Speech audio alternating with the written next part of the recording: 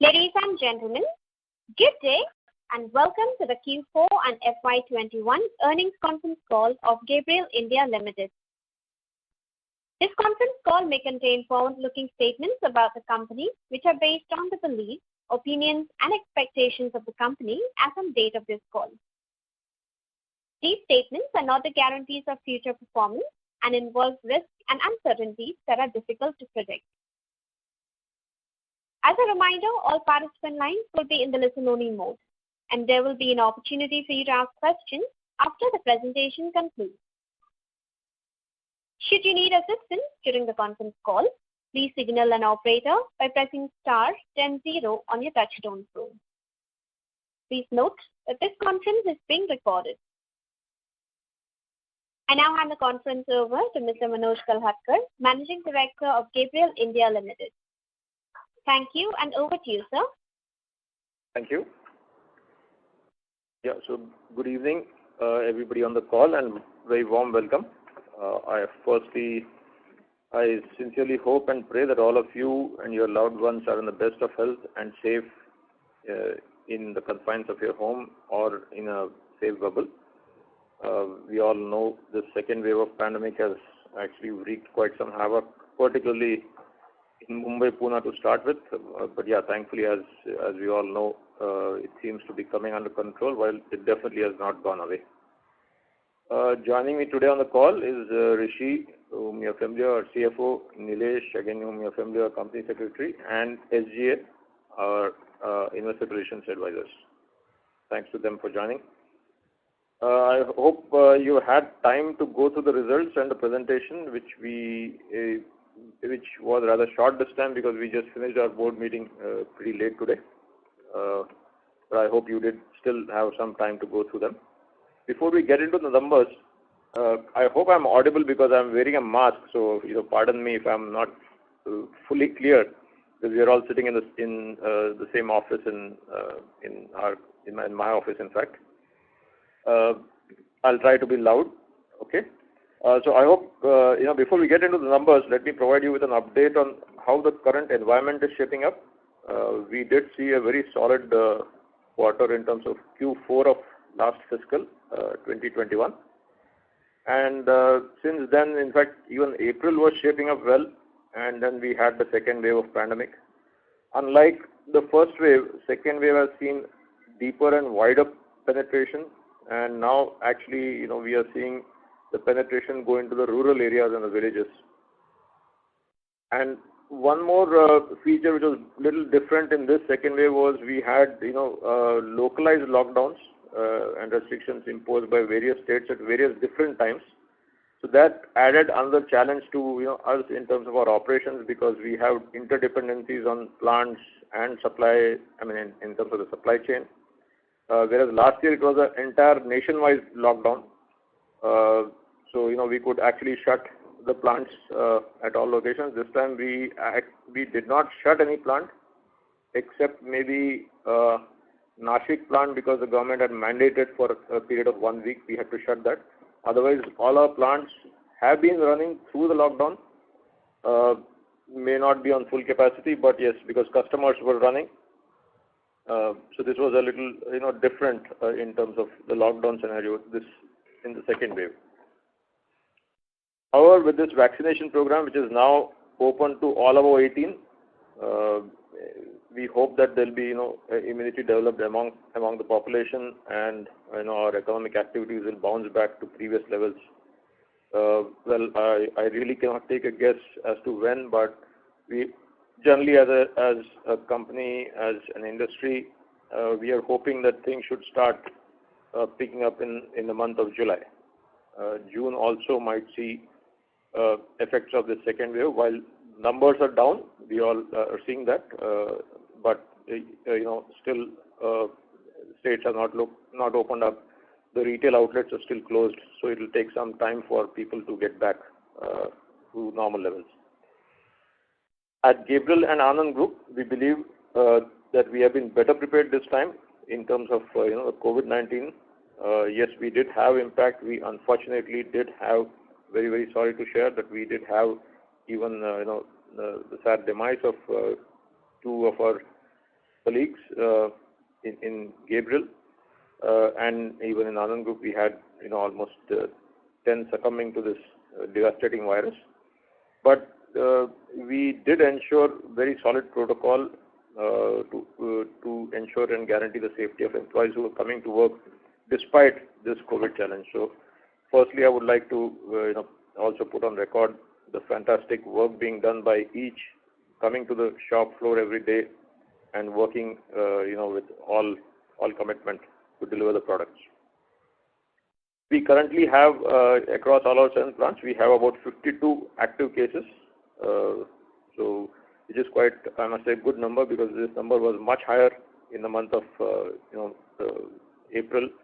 This has gradually come down, and it's the trend is definitely going down. We at Gabriel and Anand Group, we believe safety of our employees is of utmost importance. Safety is first, and then comes everything else. So we have introduced lots of policies. We have amended many policies to help the employees, also to give them some mental comfort. That's very, very important in these times, because we are all seeing that people are really extremely stressed. So one is the vaccination policy. We have started a group vaccination policy to ensure all are vaccinated. All the eligible employees above the age of 45 are vaccinated 100%. We've done that. Now, since above 18, a lot of our workforce are young diploma holders. So we are waiting for the vaccinations to actually start, being available, and then we have even tied up for doing the same. In addition, as I mentioned on the mental front, in terms of the mind of people, we have launched what we call a wellness initiative called Positive Pulse, where we are providing access to all employees for personal online counseling 24/7, and so that employees can reach out to people, talk to them, get some assurance, get some counseling, which is very, very important in these current times. For the people who have unfortunately passed away, we have also amended our policy to ensure that their families are taken care of, their children education is taken care of to the best possible extent. So these are some of the things we have done at Gabriel and Anand Group in these very tough times. Although broad uncertainty remains in the near term, we believe our ability to manage the situation during the first wave provides us adequate comfort that the inherent strength of our business model will allow us to successfully navigate near-term challenges and drive a gradual and sustainable uptick in performance when things start returning to normalcy. I am delighted to share that the Board of Directors have recommended a dividend of 70 paisa, final dividend of 70 paisa. That means the total will be 90 paisa per share of 1 rupee. Interim was already 20 paisa, as you know. So in addition to that 20 paisa, 70 paisa has been added. So it is total of 90 paisa. Now moving to the numbers, we have delivered a reasonably good performance, I presume, in FY21, despite the severe challenges, as you all know. Post the partial lockdowns and easing of restrictions, we witnessed a very sharp recovery. And we were able to deliver a top line of almost 1,700 crores, which is, I must say, in the current scheme of things, was really better than even what we expected, thanks to the auto OEMs who really picked up speed very well. EBITDA at 107.6 crores and PAT came in at 60.3 crores in FY21. We delivered revenue growth of 37% in the quarter, coming to the quarter, 37%, 580 crore revenue, which is in fact our highest ever quarter in terms of revenues. This comes back on the back of strong growth in all segments. Of course, we really cannot compare the Q4 of previous year, because we all know from March 23rd last year, there was a 10-day lockdown, so it was complete washout for the last 10 days of 1920. The automobile industry also maintained a decent month-on-month growth, led by gradual improvement in urban markets and continued positive traction in rural markets. Within the CV segment, LCV volumes witnessed a decent improvement with high growth in March 21. M&HCV also started witnessing strong growth in the quarter. However, we are seeing that growth again slip up in the current months. For the first time after a year, three-wheeler segment started recording volume improvement both on month and year-on-year basis in Q4 21, which is good news because we are a dominant player in three-wheeler market. We recorded a 49% year-on-year growth in EBITDA in Q4 to 49.3 crores. Margin stood at 8.5%, up 0.7% year-on-year. As all of you are aware, the significant increase in commodity prices has continued this quarter. In fact, we continue to keep getting and hearing of further commodity price increases, especially steel. But thanks to our initiative of Core 90, which I did elaborate in the last several calls, which is cost reduction 90 days, this has helped us offset that impact to some extent. And that's how you see the improvement in EBITDA margins. Moving on to the balance sheet and cash flows, we continue to maintain a robust balance sheet with net cash of almost 270 crores for the year end. Again, you have to look at it in view of the challenging year that we have had. We have maintained our thrust on collections and are continuously working on reducing our inventories. This led to a healthy cash flow from operations to the tune of 204 crores for FY21 as compared to only 120 crores in FY20. Our net working capital days stands at 19 as compared to 33 of March 20. We will continue to make capital investments in R&D, automation, line balancing to be prepared for the future, because we believe these are some things that we should not be moving away from. Capex incurred for FY21 stood at 47 crores, which included the Sanand plant expansion, the tech center at Chakan, which is now completely ready for the four-wheeler and commercial vehicle and railways, and the Hosur and expansion in the casting plant as a part of our backward integration to reduce import content, which again I had shared in the last call. We have planned a capex in the range of 80 to 100 crores for 22, of which 50 to 60 will be spent towards, of course, plant and maintenance, plant and equipment maintenance of all the 7 plants that we have. And we'll add 20 crores in the backward integration in terms of the casting facility for the front fork outer tube for the two-wheeler front fork suspension. Our aim clearly is to reduce the import content in the raw material cost in this year. Coming to segment-wise performance, we saw very good traction in two-wheelers. We continue to maintain a very high level of engagement with our customers and are focusing on enhancing our market share, and that has been seen in the results. As you're aware, EV trend is accelerating, especially the first to adopt will be the two-wheelers and three-wheelers, again, as you all know. And we have the formal LOI from, Ola Electric, and we have, given them a new technology front fork and rear shock absorber, and they've been very satisfied with the product development that we have done. And now we are looking forward to the ramp up. In fact, just yesterday we also got the ramp up plan indication. As you may have read or seen the video, which is available on their site, Ola Electric, they are really going very aggressively on the plant.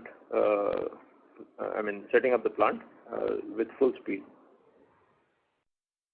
We are also glad to report a sequential uptick in our passenger car segment, which has not been, as good as two-wheelers in past years. But here we have really filled up our business pipeline also very well. And we already have the Espresso. The Brezza is doing very well, the Maruti Brezza, and also Brezza gets badged as a Toyota Urban Cruiser as well. So that also is doing reasonably well. So this is something in addition. And based on the flawless execution of the last few models that we did with Maruti, we have already won the new Maruti Jimny. This is going to be produced in India, and probably this might be the base for exports as well for Maruti Jimny. In addition to this, we also have won another order from Maruti, another 2 orders from Maruti, one of which is a replacement.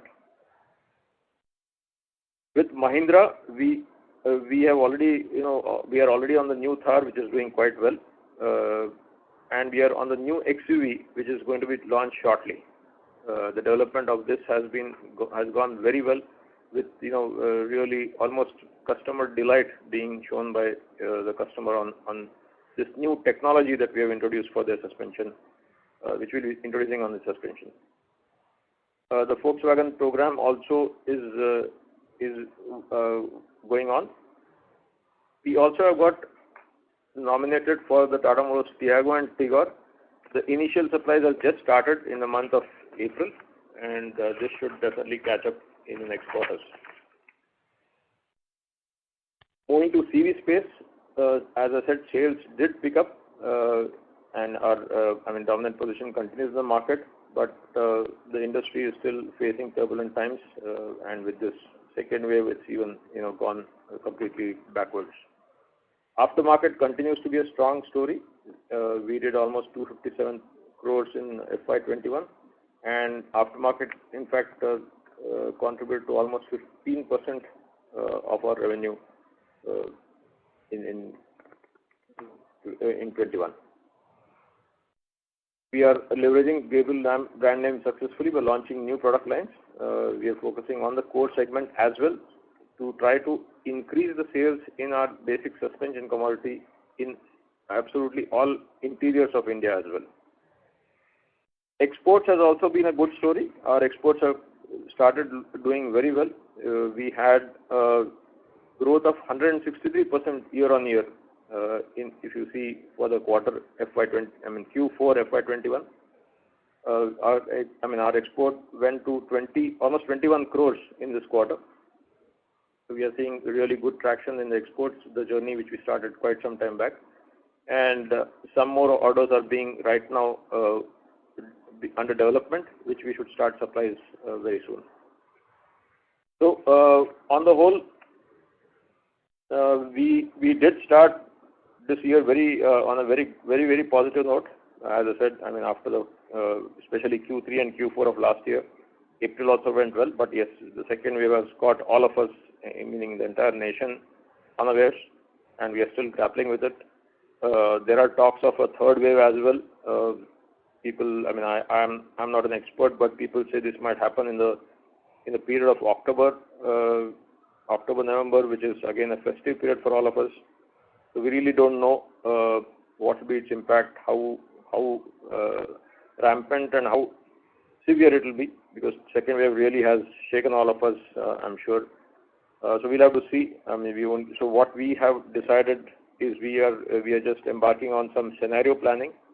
It's difficult for us to even project any kind of figures, but what we said is we'll do a couple of scenarios that our action plans are ready to take care of different scenarios.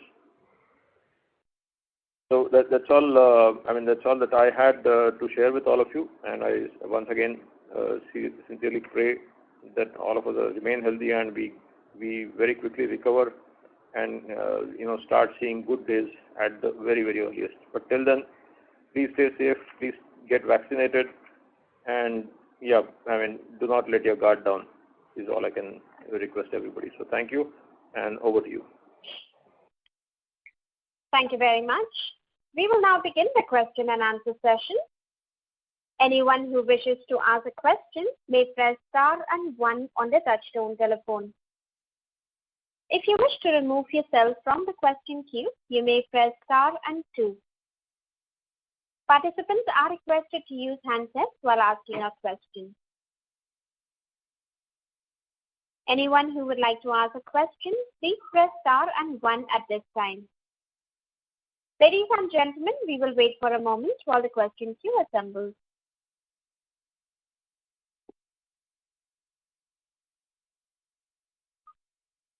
The first question is from the line of Nikhil from SIMPL. Please go ahead. Yeah. Hello.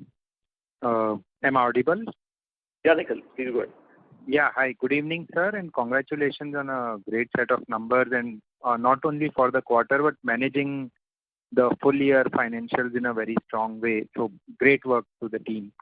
Uh, Sir, I have two questions. One is on export. I think the scale-up has been pretty good. But just to understand how both the models, the VW model in Russia and the DEF, how are they performing in the end market? And do you think that this 20 crores of run rate which we've been maintaining, can we sustain as a base case and build up on this, which you mentioned that some more orders might be executed over a period of time? So one is on how the models are doing in the end market, and secondly, how do you see the build up over this 20 crores or quarterly run rate or 80 crores annual run rate? Okay, thanks, Nikhil, for the compliments. And on the exports, we definitely see it sustaining. Not only sustaining, we see it growing as well. Just to share with you, DAF Netherlands have increased the order they have placed on us with respect to the original plan. It's of course a small increase, but nevertheless an increase. And why I'm telling it will not only sustain but increase is because couple of other models are under, couple of other shock absorbers are under development, which we should start in the next quarter. So definitely they should sustain. And Volkswagen has been steadily picking up. We are doing almost 5 containers a week, so that's been going very steady. Even that there had already been an increase. This was supposed to be a little lesser. We have already got that increase and we're delivering that. And it's quite a robust model and a very well accepted model in Russia. I don't see that going down in any way. In addition, we are also looking at this is the OE part. Even our aftermarket exports last year. In fact, we posted a growth on aftermarket exports compared to 1920. Despite the COVID year, we actually grew, however, on a small base. But the encouraging part is we actually grew in aftermarket exports. So those efforts continue. So I'm pretty sure that we'll not only sustain but we'll in fact improve this going forward. Unless, of course, currently the only if is these COVID waves hitting in those respective countries. But as we know, the vaccinations have been done in those geographies, and I don't think we should fear much on that front. Okay. Just one follow-up, sir. You mentioned, I think in the last call, you had mentioned that the order pipeline in terms of new orders which we were getting were also looking good. So if you can share anything other than the two existing customers, how is the order pipeline looking at in terms of from other OEMs or anything which could be, which you think is worth sharing? Or you mean domestic? No, on the export side. Export side, well, we have some, we are in very advanced stages to discuss with, I can say, at least 2 big OEMs currently. But yeah, these things take time. Whether it will click or no, I really don't know. Well, the China plus one strategy, we are seeing that play to some extent. So I certainly see a window of opportunity. It's very difficult for me to right now, because these orders as well, the ones which you are delivering today, took almost 3 to 4 years for us to continuously follow up, chase, and fructify finally. Sure. And just one last question, sir. If we look at if I'm not wrong, in the CV side, MHCV and LCV, our market share is pretty significant. I think 80-85%, if I'm not wrong. Yes. And last 2 years, 3 years, if we look, CV had seen a really bad hit in terms of sales and everything. Now, as what the industry is expecting, that from a low base, probably we will see some growth. So, do you think there is some operating leverage as the CV sales start picking up, which can play out for us, or would that be a wrong? Would it be a different conclusion? So how should we understand if the CV cycle does improve even from a low base of 10-20% growth? I think there should be operating leverage for us as well. So how do you see it? No, certainly there'll be operating leverage. In fact, Nikhil, in the last quarter, we had started seeing, the CV numbers really start going up very well. And just to share with you, we have a union in our CV plant, and we signed a, very, very good agreement, both benefiting, it's a complete win-win agreement, and they started delivering higher numbers as well, responded very well. And volumes had started increasing significantly, and we were seeing an operating leverage, happening during those times. So yes, I think certainly when volumes come back, and just to share, we had thought that CV will grow by a minimum of 50% in this financial year. Mm-hmm. The figures ranging from 40 to 90% in the industry. I'm talking of the OEMs themselves. They were sharing 40 to 90%, and we said 50%, will definitely happen. Well, we'll have to see. It'll come back for sure, but I don't see that happening in even the first two quarters, if you ask me. Okay. Thanks a lot, sir. I'll return to the queue. Yeah. Thank you. Ladies and gentlemen, you may press star and 1 to ask a question. The next question is from the line of Chirag Shah from Edelweiss. Please go ahead. Yes, sir. Thanks for the opportunity. Sir, two questions. Question number 1, on the passenger vehicle side, the models that you mentioned, so are we the primary supplier, and what would be our share of business? That is the one question.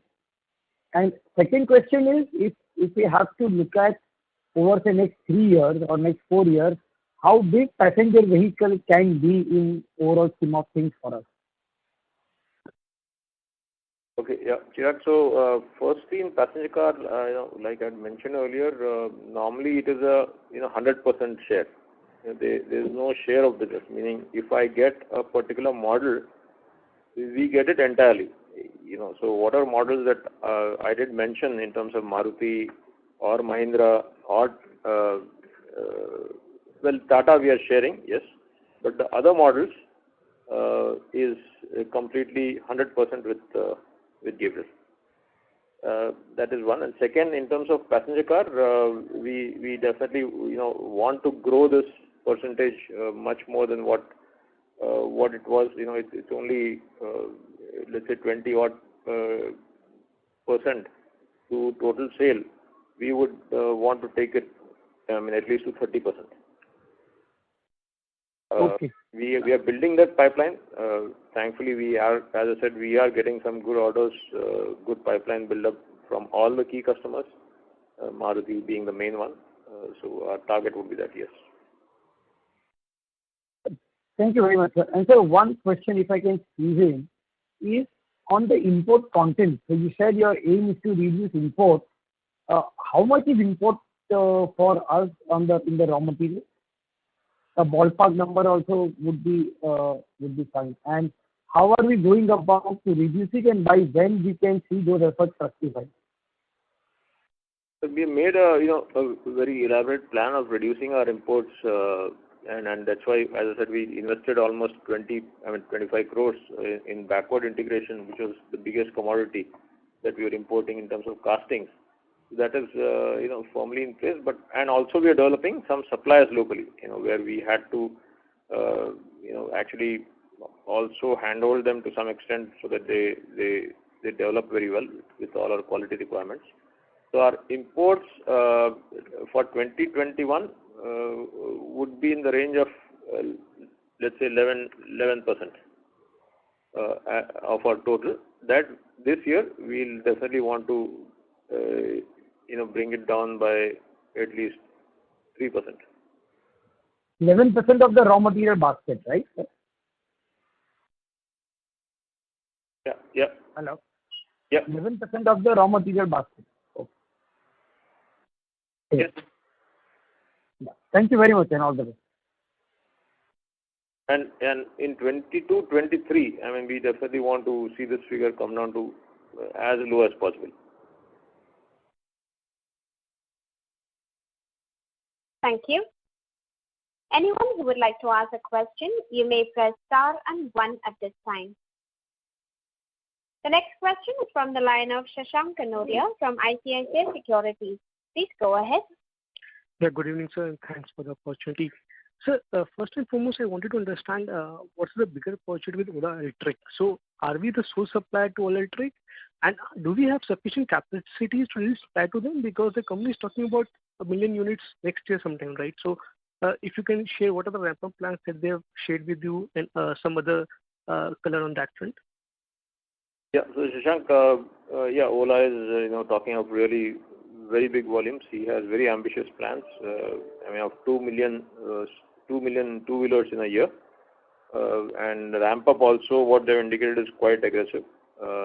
Yes, but being a completely new player, for him to even develop the distribution network, it will take some time. It won't be such a quick ramp up. So right now we are obviously going to invest in terms of additional machines, additional lines, a little bit of enhancing capacity in our powder coating, etc. No building as such, but definitely in terms of only machines. So that we'll be doing to meet the immediate requirement. However, if it really goes to 1 million plus, we may have to see. We may have to look at ways of finding space within our existing setup. Right. So, sir, the content per vehicle remains almost the same as a usual two-wheeler, right? Around 1,200 to 1,500 rupees per two-wheeler unit, right? Content per vehicle is much higher than that. What you just mentioned, that figure, as far as Ola is concerned, and we are the sole source. So, sir, but you mentioned in your opening remarks that you received some ramp-up plans. So, if you could share something, 3 months, 6 months down the line, what is the quantum of supplies are we expected to supply to them? Yeah, unfortunately, I can't share the plans because we have signed a confidentiality with the customer. So as of now, I can't share the plans. But all I can say is they are really aggressive. They want. Bhavish Agrawal wants to change the landscape of EV in India. So he has, really very ambitious and very passionate about it, I must say. So, sir, if we were to expand our capacities meaningfully, so, in what position are we to really expand, and will it be a brownfield expansion or greenfield expansion, or any color on that front? Well, as of now, it's as I said, we are only adding to the current location in Hosur. We are able to accommodate these machines and additional lines that we will need for Ola. So that we'll manage to do. But if it goes really to 1 million plus, then we will have to look at a greenfield. Okay, and what time will it take, sir, please, for a greenfield to really come up? A greenfield, max of 9 months. So, sir, the point that I'm trying to drive is, so we are not going slow so as to miss the bus, right? So that is what we want to assert. We are not. We have, we know, and that ramp up cannot happen so quickly. But we have adequate. In let's say in the worst case, you can always add on to the space, but renting space and shed. Okay, my second question is the RM front, right? So initial remarks you mentioned that there is a pressure on raw material prices, especially steel. But so sequentially, our gross margins have really expanded. So is it because of some product mix change, or if you can throw some light there? You're talking about the RM percentage increasing? RM to sales decreasing sequentially for us, quarter on quarter, from Q3 to Q4. Okay. Decreasing, from Q3 to Q4, right? Yes. But adversely, there was increase in raw material costs across the basket for all the OEMs as well as ancillaries. Yeah, so on this, basically on the commodity side, we've been saying already that we are indexed with the customers. So there may be some timing differences that may cause an impact in one quarter, whereas the reversal can happen in the next quarter. That being one. Second also is with regard to the product mix that can change the landscape of the RMC percentage. So in this quarter, if you are comparing with Q3 versus Q4, then there is both the price variance as well as the mix variance. Yes, sir. Thank you so much. I fall back in the queue. Thank you. Thank you. Ladies and gentlemen, you may press star and one to ask a question. The next question is from the line of Ameen Tirani from CLSA. Please go ahead. Good evening, sir, and thanks for the opportunity.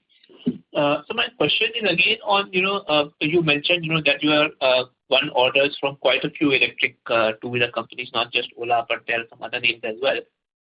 What I wanted to understand was that are the capacities that you are setting up, are they dedicated capacities for these guys, or are these fungible with your existing companies? Because if anyone or collectively they are able to do 1 million or 2 million in a year, then I'm guessing that not all of it will come from market expansion. A lot of it will also come from, lower volumes for the other existing companies.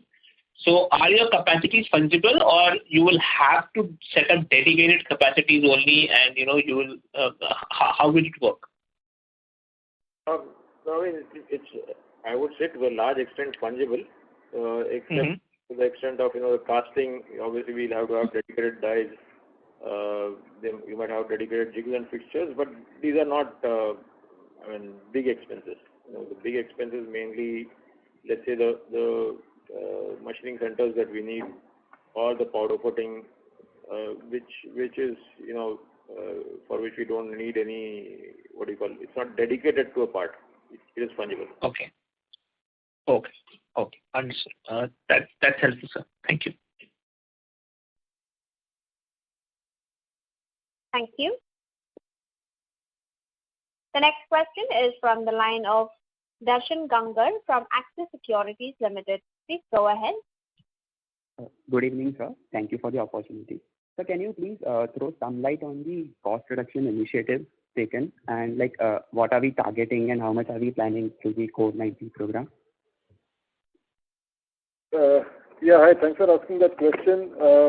So cost reduction initiative actually has now become a culture, and we have been running this for the third year now. And this year as well, we are targeting in terms of managing as well as reducing the current cost levels. We've already described it last time that every single item in the P&L that you see, as well as the working capital management, is a part of this. And one is, of course, to ensure that the budgeted numbers and the savings that we have considered in the budget, that is achieved. Second is also there is a stretch target that is being taken over and above that under this program.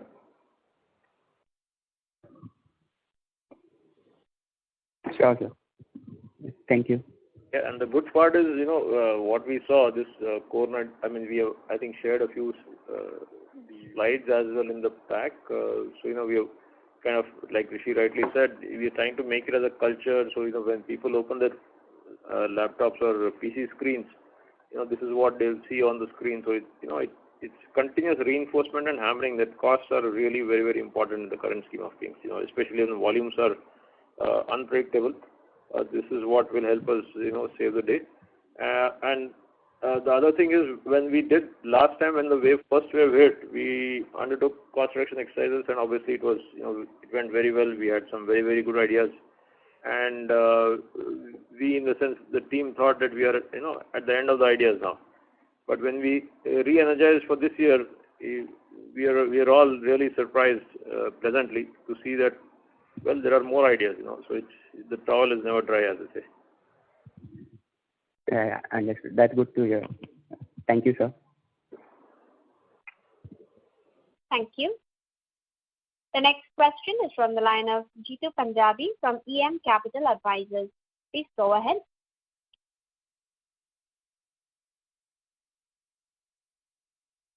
Jitu Punjabi from EM Capital Advisors. Your line is in the talk mode. You may go ahead with your question, please. We would request you to unmute yourself from your mobile and go ahead with your question. Due to no response, we'll move to the next question, which is from the line of Shailesh Naik, an individual investor. Please go ahead. Yeah. Am I audible? Yes, you are. Yeah. basically my question is on that electrical vehicle. As I understand that now with Ola we are exclusive, right? That is one. Second are we just supplying hardware, or are we having some like sensors and then software for that, so that there is a suspension optimization system, etc., or it's only hardware? That's my question. First question. Thanks. Interesting question. It is only hardware. I mean, right now, because India is a very cost-sensitive country, so none of the products offer an electronic suspension as yet. While we have developed one and we are testing it out, but that becomes very expensive, and it even globally it's only there on very high-end bikes. Even if you buy let's say you go and buy a bike for in the range of 10 to 15 lakhs, let's say Harley or a Triumph or a Honda 650 or a Kawasaki or whatever, they also do not offer electronic suspension as yet. It is only present in literally 1000 plus cc. Mm-hmm. And similarly, in the con call you had mentioned that there is a challenge to get into the premium passenger vehicles because either the volumes are very small or because of their international tie-ups.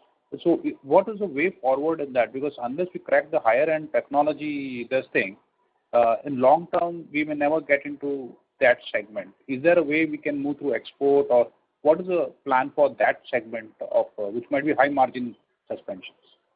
Yeah, so what you said is right. One is in terms of exports. So exports, one adds to your brand equity. It also helps us in understanding global customers, understanding global quality levels, which we are then able to plow it back into our products that we offer. So certainly that will help. And while premium products, because the volumes are small, what I had mentioned last time was that the OEMs do not localize them because it's a huge cost and effort for them. So they don't localize the premium products. So till we get the volumes, till the OEM gets the volumes, we will not. Obviously we will not get any business. So most of these are TKD parts. But we have capability to address it if there is a volume? Oh, yeah. We certainly have. Just to share with you, I've got RFQs for even Audi. Okay. Globally. Okay. So it's not that we cannot address only the electronic suspension part, which we have developed on our own, but we are nowhere in a shape to give, let's say, production supplies. It's more in a prototype phase, but the other products we are very well in a position to supply to global OEMs. Just to share with you, we supply to even the Indian OEMs, and their products are being exported in a big way, right? Mm-hmm. So that gives us confidence that we definitely can meet any demand. Just one final question. In case, I just want for the entire shock absorber as a global industry, what is seen as a possible disruption that might happen? Is there a danger of consolidation, or what are the different risks which you see in the overall global shock absorber or suspension industry? You're talking about the industry and not the product. As an industry, yeah, as an industry. Consolidation is still not happened. We have not seen that particular trend. Well, there have been, yes, they have changed hands. Some suspension players have changed hands over the years. But in terms of consolidation, I have not seen much in that space. Typically, suspension industry is, specialized, and it continues to be so. Thank you. Thank you. Anyone who would like to ask a question, you may press star and 1. The next question is from the line of Naveen Mata from Mahindra Manulife. Please go ahead.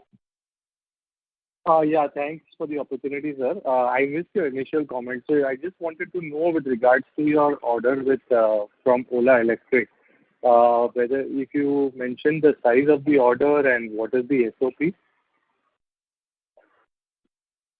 Well, thanks for your question, but I cannot mention the size of the order, but we are the single source, and the SOP is, what they've indicated to us is from the month of August. Okay. Right, so that's all I have from myself. Thank you so much. Thank you. The next question is from the line of Jitu Punjabi from EM Capital Advisors. Please go ahead. Hi, can you hear me this time? Yes. Yeah. I can hear you, sir. You? Hi, Manoj. Hi, how are you? I'm fine, yes. Acha, so thanks so much for the whole, all the insights that you gave. Now, I just wanted to understand next 12, 15 months, and obviously COVID dependent, but if you were to look at what you think intuitively would be the industry growth that's relevant to you, would a 15-20% number sound reasonable, or would that be out of line? You're talking about growth or you're talking about drop? Growth. No. Well, I'm assuming that COVID fades down in the next few months. Yeah, understand. All I can say, currently, in fact, we had gone with the budget, and then suddenly, the second wave happens, and all the budget goes out of the window. So it is very difficult for anyone to take a guess. Now they're talking about third wave, so we are equally clueless. So we are also trying to gather from the industry what they say this year could be overall, in the same line, a little better than last year, but more or less in the same range. What we had originally thought is, it will be a very good growth. But the good part, Jitu, is that the demand on ground is solid. Okay, I don't think the demand has gone anywhere. Correct. Yeah. In fact, my view would be we are currently, as let's say, human beings and social animals, we are actually caged animals.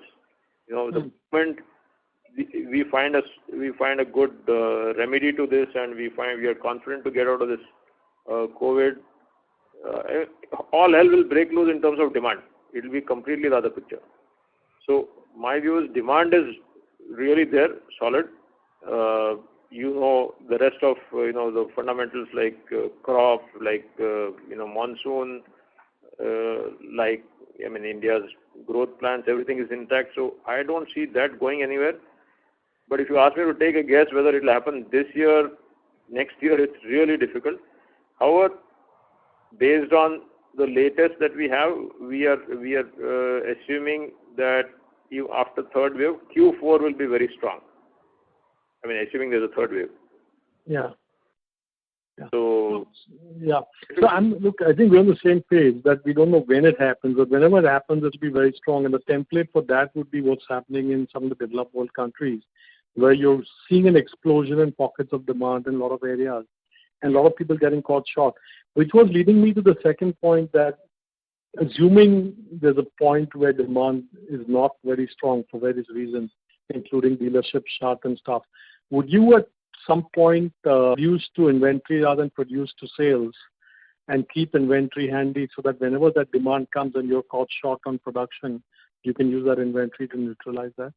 Yeah. Actually, Jitu, we are exactly doing that currently. We have used this time because, last year the recovery was so strong that we had to incur a huge amount of premium freight, as you all know. So this year we have consciously used this to build up our finished goods inventory. And idea would be to try to sustain that inventory so that we get out of this premium freight completely. And second, we are able to service the customer much better, and we are able to reduce a lot of inefficiencies which happen because of inventory not being there. So we certainly are working towards that, what you exactly told, in terms of building inventories. Okay. And finally, this Ola discussion came up a few times. Now, I'm just saying, it's not like India is going to get a brand new market of 2 million vehicles. So if Ola really gets to 1 or 2 million, then someone's got to be losing it, and you've got your production to a lot of different guys around. So the point is that the aggregate demand for the two-wheeler will still be a reasonable number if Ola were to even if Ola were to take off. Is that a fair base case, or am I off on that? Jitu, if I'm understanding, you're telling that there will be a cannibalization of demand, right? Yeah, so someone else will get cannibalized in the process. Yeah, I mean, that is bound to happen, I mean, certainly. But in terms of, let's say the electric two-wheeler user is going to be mainly an intra-city user, not an intercity. To the extent of intercity usage and rural market usage, and let's say pleasure biking and that category, that will be I would say still insulated, but in the rest it would be a cannibalization of demand, certainly. Okay. Super. Thanks so much. Really appreciate the. Thank you. Thanks. Bye. Thank you. The next question is from the line of Amarkant Gaur from Phillip Capital. Please go ahead. Good evening, sir. Thanks for taking my question. Most of my questions have been answered. Just a couple of clarifications, if you can. So we have gotten, 100% business from Ola as far as the two-wheelers are concerned, right? So, and they have also planned an electric four-wheeler. So have you started having any conversations with them on that? They are planning an electric four-wheeler. That's what at least in my discussions with Bhavesh, he did mention that eventually they are planning a four-wheeler as well. But right now they are going to focus on two-wheeler only. So I don't think they are even in a discussion mode for four-wheelers as of now. But the good part is I think we have established a good relationship. Our product has been well received, what we delivered to them in terms of the first few samples. And if we deliver them flawlessly in terms of all volumes, etc., QCD, I don't think there should be any reason for him to look anywhere else for a suspension. Okay, so that's encouraging. And sir, one on the product bit, a little bit on the product side. So we are providing products from the range of say Espresso to Brezza, Thar, and even XUV700. So is there a difference in the product? I'm hoping the higher the model is, the better will be the profitability for us. But in terms of technology, the product is more of the same, or technologically the product is also different when we move from Espresso to, say, for example, a Thar or a XUV700? Yeah, the product is different. Like a XUV700 will be a new technology product. So it's a higher technology product, definitely. Okay, sir. Thank you. The next question is from the line of Aniket Mhatre from Haitong Securities. Please go ahead. Hello, sir. Thanks very much for the opportunity. Just quickly coming back to this electric vehicles thing. First question was on Ola Electric. You indicated the content would be higher. So, what kind of suspensions would you be supplying to them? Why would the content be higher? Could you elaborate a bit on that? Sorry, Aniket, your voice cracked a bit, so could not get the question. Can you repeat it? Yeah, is it better now, sir? Yeah. Yeah. So you mentioned that in electric vehicles, the content would be higher. Just wanted to understand why would that be so? Is it a general trend that EVs content would be typically higher? No, I did not mention the content is higher. I was only telling the figure that he told in terms of content. Oh, that's okay. What we are delivering to Ola specifically is definitely higher. But while on the subject, we are delivering a new technology both in front fork and rear shock absorbers to Ola. So to that extent, it's a higher technology product as well. Understood. And directionally, if we were to understand for EVs when we supply, the margins would be similar to our core business or higher or lower. Any sense you could give us on that? Well, too early for me to say because we still have to, this is the first mass EV product that we are making. On paper, it looks good as of now, but as we go along, the changes happen, and then how how things shape up, I'll have to park my comments as of now for this. Sure. Understood. And moving on to the passenger vehicle segment, the new orders that you talked about for Maruti, any indication from them as to when they would start the Jimny production? Yeah, we have clear SOP dates for all those products. However, even at their end, because of this COVID second wave, some dates have got shifted. They had shared some dates, but even in those, we are seeing they've told us that these dates will likely to change. So we may see a shift of dates. In terms of specific for YWD, as I said, with the customer we have a agreement that we are not supposed to share the date with you. So yeah, I'm unable to share that with you. Okay, understood.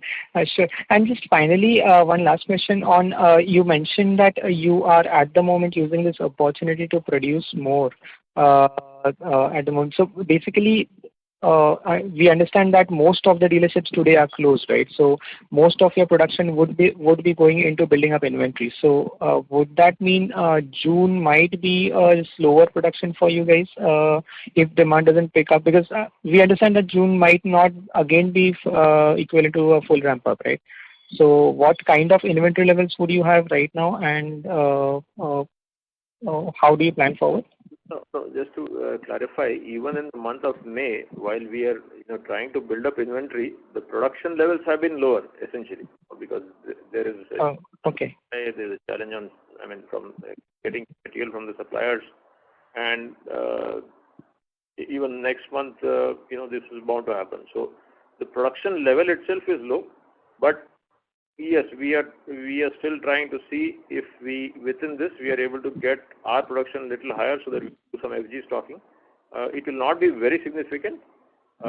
Yes, to the extent of raw material inventory, we are currently riddled with a little high inventory because obviously you can't change because the second wave happened a bit too suddenly. So sure. Yeah.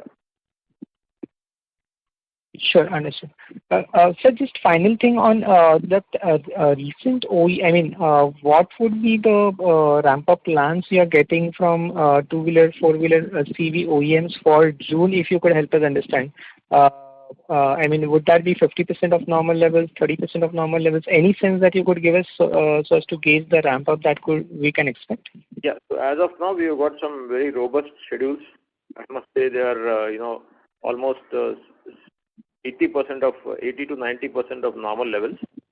Those are the indications that we have, but I'm myself very doubtful of them. Even the OEs have qualified those schedules with a rider, telling that we'll have to carefully observe as each week passes, because to be honest, it's really impossible for anybody to guess right now.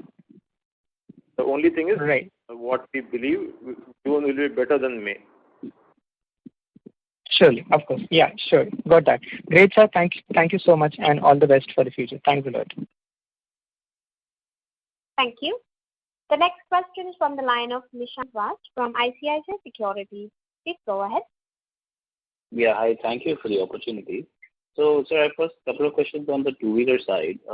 You mentioned, obviously, multiple times asked on the electric side. I think the question more is, you mentioned a brief remark initially in your statement about market share gains in two-wheelers. So what are your strategies to gain market share on the ICE side with existing larger OEMs? Do you have any action plan on that? And do you see any success in order wins there? And second, on electric, just wanted to understand, maybe you said it's a new product that you're developing. What is like the localization or the import content in that product? Which product? The new suspension that you're supplying to Ola Electric. Okay, understood. So I'll start with the second question. So there's hardly any import content in that product. It's almost negligible, I can say. So that's on the Ola Electric suspension. On your second, in terms of market share, we have continuously been working on improving our market share in two-wheelers, especially by focusing on I'm talking about the ICE, like you said, not the EV side. EV, again, we have a focused strategy to address each and every EV player. But on the ICE side, we have tried to increase our share, particularly in the front fork of the OEMs. And we have been, I must say, successful. You can see our growth has been little ahead of the industry over the past year. And we are, let's say, compared to industry, we are about 3% better. So, obviously we are gaining some market share. So the strategies are engaging with them more, much more deeply right from the development stage. That is what we certainly are doing. Offering new technologies. We have a tech center in Hosur with our own small test track. So we are able to do some quick and dirty testing as well. So we are able to offer, good products at a reasonably good price to the customer. And yes, in terms of our service, response, presence close to OEM locations, that of course is well known. So all this put together, we are able to continuously keep on increasing our market share with the customers. Okay, thanks. And second question is on the four-wheeler side. You mentioned about the new order win. So from a product mix basis, do you think these new order wins are likely to be slightly better profitability vis-a-vis previous cycles of passenger vehicles, or from a cost structure and profitability, they aren't significantly different from previous generation of orders? Okay. You're talking about new business pipeline that we won for PC, right? Yeah, exactly. They're pretty much in the same range. Well, couple of places where we are able to introduce something new that is slightly higher, but otherwise they're all pretty much in the same range. Okay. Thanks a lot. Yeah. Thank you. The next question is a follow-up from the line of Shashank Kanodia from ICICI Securities. Please go ahead. Yes. Sir, on the margin front, just wanted to check. So this quarter we have probably 8.5% margin, which is a quarter high. So going forward, is double-digit EBITDA margin on the horizon for us over the next 2 years, let's say by FY23? Can you repeat that, Shashank? You said double-digit? EBITDA margin. Yeah. So is that something on the horizon for us, given the cost saving initiative? In fact, we were quite enthused by the last quarter, and we had all plans of inching forward on that this year as well. But yeah, this COVID second wave has really derailed the plans. Because you have to understand that once the volumes go and many of the costs are kind of fixed, so it's very difficult for us to shave off costs. But sir, then 9.5-10% is possible, right? In FY23 when things normalize and we'll have. Yeah, it all depends on volumes, but yeah, it's a volume game for us. Because we have 7 plants with fairly well-established capacities. So it's a volume game, yes, certainly. And if volumes hit, why not? Yes, absolutely. Okay, sir, on the tax rate, there seems to be some adjustment in the previous quarter's tax outgo as well. Plus this quarter it was 32%. So any guidance or any take on that, sir? Ishan, you're talking about previous year or you're talking about the previous quarter? Previous quarter, sir. I think last quarter it was 8.1 as reported tax, but this time you have readjusted that figures, right? Even, yeah.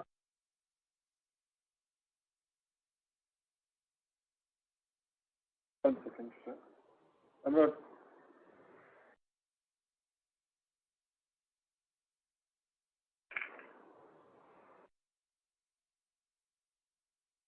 Can you please repeat the question? I was asking about, is there any adjustment in the tax rate that you have accounted for? Because last quarter you have reported 8.1 crores as a tax outgo. This time you have readjusted that to 9.3 crores. And the full year tax rate comes to around 32% for you, 30% for you. So no, the average tax rate for us remains at 25.5%. And the adjustment that you were mentioning about is on account of some refunds that have come for the previous years.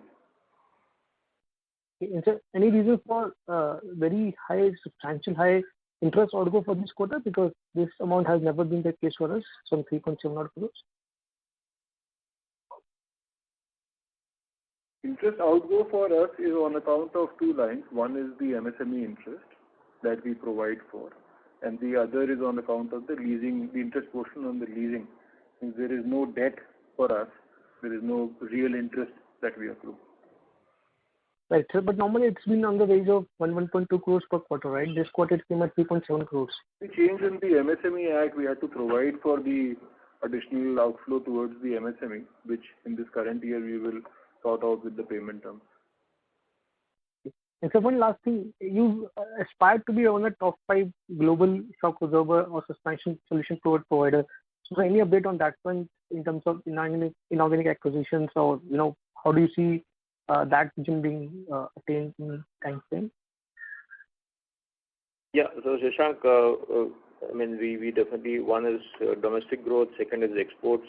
That was I had shared that plans. Exports also is started picking up, and yes, M&A definitely is part of the strategy.